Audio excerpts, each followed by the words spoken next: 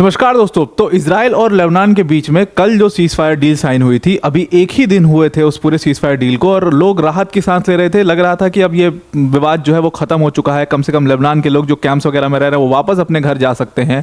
Official statement भी Lebanon की ministry ने अनाउंस कर दिया था, लोग अपने घरों में वापस लौटने लगे थे। एक दिन बाद ही वो पूरा सीज फायर डील वापस से ब्रेक हो चुकी है। अब इसमें कहना यह है कि इजराइल ने ब्रेक किया, मतलब लेबनान की मिनिस्ट्री, और हिजबुल्लाह का कहना है कि इजराइल ने ब्रेक किया, उन्होंने फायर किया है। और ये रिपोर्ट भी यही कह रही है कि इजराइल ने लेबनान के कई सारे छोटे छोटे टाउन्स के ऊपर अटैक कर दिया एक दिन बाद ही। वहीं दूसरी तरफ इजराइल का कहना है कि भाई ये हिजबुल्लाह ने ये सब काम किया है, हिजबुल्लाह ने सीज फायर डील को ब्रेक किया है और पहले उन्होंने रॉकेट्स फायर किए इजराइल की टेरिटरी के ऊपर, उसका रिटेलिएट करने के लिए इजराइल ने फायर किया लेबनान की टेरिटरी के ऊपर। तो ये सीज फायर डील बड़ी मुश्किल से जो है वो अचीव की गई थी। यूएस ने, फ्रांस, सब ने मेहनत की थी इसके लिए, और इसमें कई सारे प्रोमिसेस किए गए थे। प्रोमिसेस ये किए गए थे कि हिजबुल्लाह जो है वो सदर्न रीजन को खाली कर देगा, और उसके बाद इजरायली मिलिट्री है वो वहाँ से विड्रॉ करेगी, और उसके बाद कहा गया कि लेबनीज मिनिस्ट्री जो मिलिट्री है वो पूरे रीजन का कंट्रोल लेगी, और इस तरीके से शांति वहाँ पर लाई जाएगी, लोगों को दोबारा से वहाँ पर बसाया जाएगा। तो 27 नवंबर को ये सीज फायर फाइनली साइन हुआ। कई बार कैंसिल होने के बाद 27 नवंबर को साइन हुआ और 28 नवंबर को ब्रेक भी हो गया। जब आप इस पूरे कॉन्फ्लिक्ट को देखते हो कि अब ये मामला ठंडा हो गया है, अब खत्म हो जाएगा, तब कुछ ना कुछ ऐसा होता है जिससे ये पूरी तरीके से एस्केलेट हो जाता है। तो एक दिन बाद ही इजरायली मिलिट्री ने 6 एरियाज को टारगेट किया। छोटे छोटे टाउन्स हैं इजराइल के अंदर, लेबनान के अंदर, उन छोटे छोटे टाउन्स को टारगेट किया, और ये ब्लू लाइन के बहुत करीब है। मैं आपको मैप से आगे दिखा देता हूँ। तो यूएस और फ्रांस दोनों कंट्रीज ने इस पूरे सीज फायर डील में बहुत ज़्यादा प्रेशर बनाया था इजराइल के ऊपर, और यूएस ने तो साफ कह दिया था कि हम अपना सपोर्ट विड्रॉ कर लेंगे। फ्रांस ने अपना सपोर्ट विड्रॉ किया ही हुआ था। और जब ये सीज फायर अग्रीमेंट साइन होता है तो उसके बाद इवन मैक्रोन ने कह दिया कि जो आईसीसी ने अरेस्ट वारंट जारी किया बेंजामिन नेतन्याहू के खिलाफ, उसमें हम उनका सपोर्ट करेंगे, और पूरा दोनों की फिर फोटो आती है हाथ मिलाते हुए। तो इस तरीके से दोनों कंट्रीज ने अपना पूरा सपोर्ट दे करके, प्रेशर लगा करके किसी तरीके से बेंजामिन नेतन्याहू से ये सीज फायर डील साइन करवाई थी। अब अभी एक ही दिन हुए थे इस सीज फायर डील को साइन हुए, और अगले ही दिन क्या हुआ है कि अगले ही दिन इजराइल ने इसको ब्रेक भी कर दिया है। तो मतलब उसने यूएस और फ्रांस दोनों को बोल दिया है कि भाई फ़र्क नहीं पड़ता मुझे, आप कुछ भी करो, मेरे कंट्री का जो प्रॉब्लम है उसको मैं रिजॉल्व करूँगा। फ्रांस से तो वैसे भी ठीक रिलेशंस है नहीं, उनके रिलेशंस बहुत ज़्यादा कड़वाहट हो चुकी है, और बाइडेन जो है उनकी बात बिल्कुल भी बेंजामिन नेतन्याहू मानते हुए नज़र ही नहीं आ रहे हैं। और इस बार जो उन्होंने टारगेट किया वो कई छोटे छोटे टाउन्स को टारगेट किया है जो कि ब्लू लाइन के जो एकदम बॉर्डर के बहुत करीब हैं। जैसे इन टाउन्स का नाम है मरकबा, वजानी, और आप यहाँ पे खियाम टाउन को देखोगे, ताइबे टाउन को देखोगे, मारजायूं टाउन को देखोगे। अब ये नाम बहुत आपको डिफिकल्ट लग रहे होंगे या शायद आपने पहली बार सुने होंगे, बहुत छोटे छोटे टाउन्स हैं, बहुत सिग्निफिकेंस नहीं है, लेकिन इन टाउन्स में हिजबुल्लाह का अच्छा स्ट्रॉन्ग होल्ड माना जाता है, और ये सब सदर्न रीजन के पास ही हैं।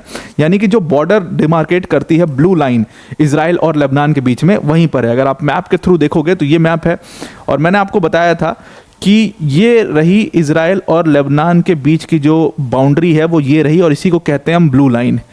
अब यहाँ पर आपको लिटानी रिवर दिख रही है जो कि एक उल्टा एल बनाती है।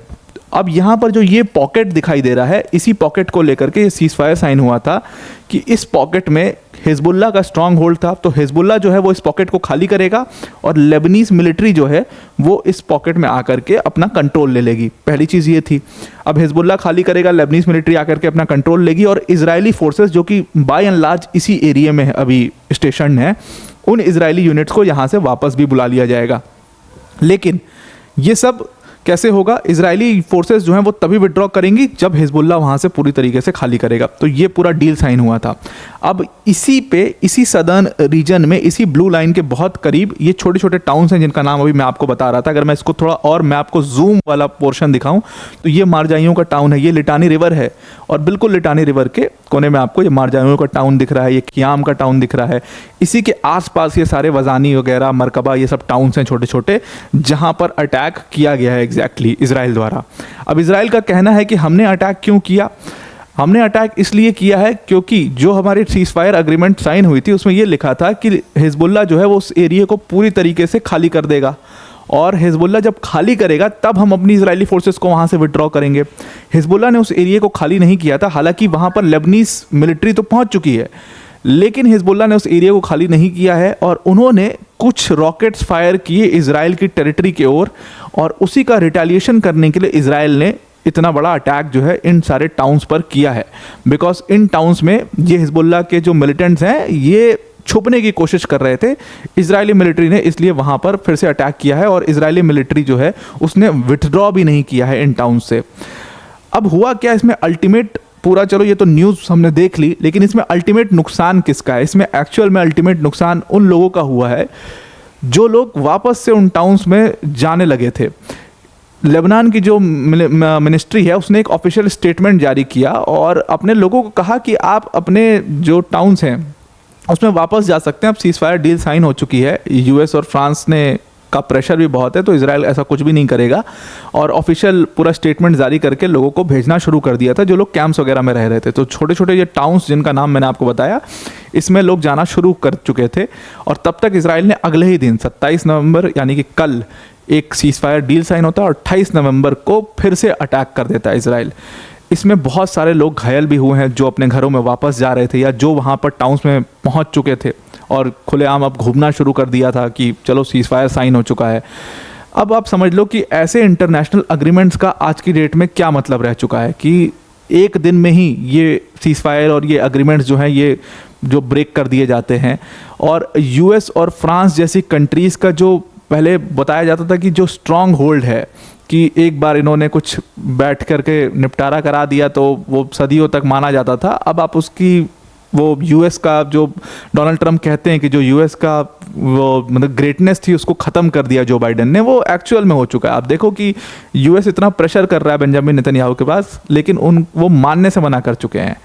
तो लेकिन इसमें अल्टीमेट नुकसान उन लोगों का ही है, और जब जब ये कॉन्फ्लिक्ट लगता है कि अब ख़त्म हो जाएगा तब तब कुछ ना कुछ ऐसा कर दिया जाता है कि ये दोबारा से फिर से एस्केलेट हो जाता है। अब ये चीज़ जो है वो आगे बढ़ जाएगी, काफ़ी बढ़ जाएगी।